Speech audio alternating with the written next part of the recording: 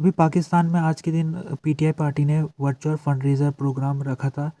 तो ये वर्चुअल था, ये इसमें सोशल मीडिया में ये पीटीआई का फंड रेजर प्रोग्राम होना था, सोशल मीडिया में इसको ब्रॉडकास्ट होना था। तो आज के दिन पता लगा है कि सोशल मीडिया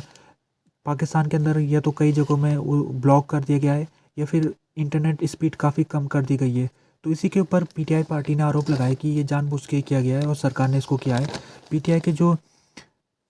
एक लीडर है जुल्फी बुखारी, उन्होंने कहा है कि ये बिल्कुल शर्मनाक बात है जो आज के दिन हुआ है, और उन्होंने कहा है कि आईटी मिनिस्टर को इसकी जिम्मेदारी लेनी चाहिए और उनको रिज़ाइन करना चाहिए।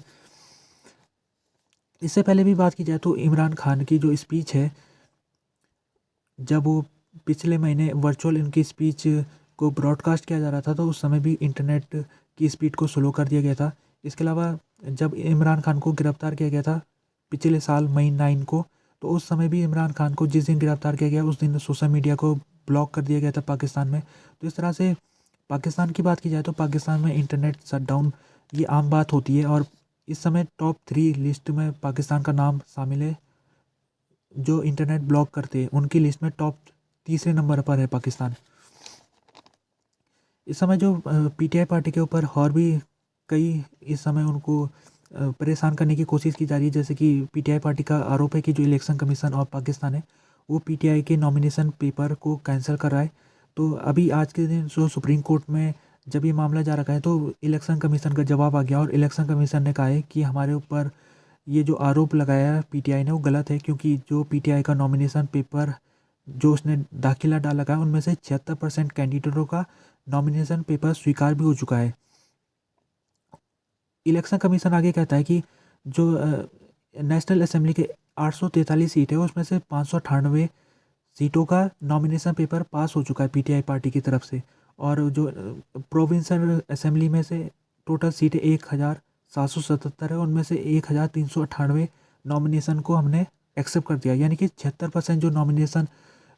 चाहे वो नेशनल असेंबली के हो या प्रोविंशियल असेंबली के हो पीटीआई की तरफ से उसको हमने एक्सेप्ट कर लिया है। तो हमारे ऊपर जो आरोप लगाया जा रहा है कि हम ये नॉमिनेशन पेपर को कैंसिल कर दे रहे हैं वो गलत है आरोप। अभी पीटीआई ने आरोप ये लगाया था कि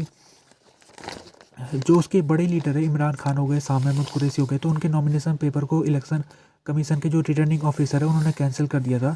तो इसको लेकर पीटीआई सुप्रीम कोर्ट में गई थी, और सुप्रीम कोर्ट में जब वो गई थी तो उसने पहले चीज़ ये कही थी कि उसके जो बड़े लीडर है पीटीआई के बड़े लीडरों में से 90% के जो नॉमिनेशन है वो कैंसिल कर दिए गए। दूसरा उसने ये भी कहा था कि जब नॉमिनेशन भरने जा रहे थे वो तो कुछ कैंडिडेटों के नॉमिनेशन पेपर को छीनने की भी कोशिश की गई। तो इसको ही लेकर जब पीटीआई सुप्रीम कोर्ट में गई थी ये दो चीज़ों को लेके, और सुप्रीम कोर्ट ने फिर इलेक्शन कमीशन को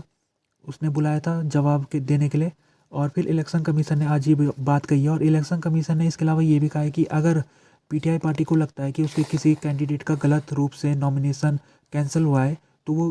कोर्ट में जा सकती है, और कोर्ट हमने उसका प्रोसीजर भी बना रखा है, कोर्ट में जाके वो साबित कर देगी तो हम उसका नॉमिनेशन पेपर जो अभी कैंसिल है हम उसको